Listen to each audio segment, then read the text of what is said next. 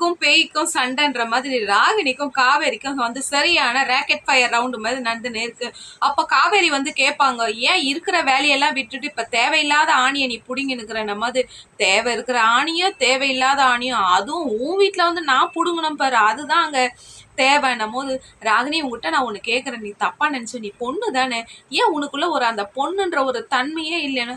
அது என்னோட கேரக்டர், நான் எப்படியாவது பண்ணிக்குவேன், உனக்கு என்னன்னும் போது, ஒரு பையனோட வாழ்க்கையை வந்து இந்த மாதிரி கெடுக்கிறியே, அவன் உன் மேல எவ்வளவு ஆசையா இருக்கிறான், அவனை போய் இந்த மாதிரி நீ ஏமாத்துறியன்ட்டு காவேரி வந்து ராகினி கிட்ட கேட்கும் போது, என் சந்தோஷத்துக்கோசரம் யாரை வேணா நான் தலை குனிய வைப்பேன், புரியுதா, ஃபர்ஸ்ட் நீ அந்த வீட்டுல நிம்மதியா இருக்கக்கூடாதுன்னு தான் என்னோட டார்கெட் என்னும் போது, சி போடி என்னும் போது, சி போடின்லாம் நீ சொல்லிட்டு போனாலும் அவ்வளோ சீக்கிரம்லாம் நான் உன்னை விட மாட்டேன், உன் வீட்டில் வந்து உன் நிம்மதியை கெடுக்கிறது தான் என்னோட பிளான்ட்டு ராகினி சொல்லுங்க. எனக்கு இந்த ராகினியே பிடிக்காதுங்க. லைக் பண்ணுங்க, கமெண்ட் பண்ணுங்க ஃப்ரெண்ட்.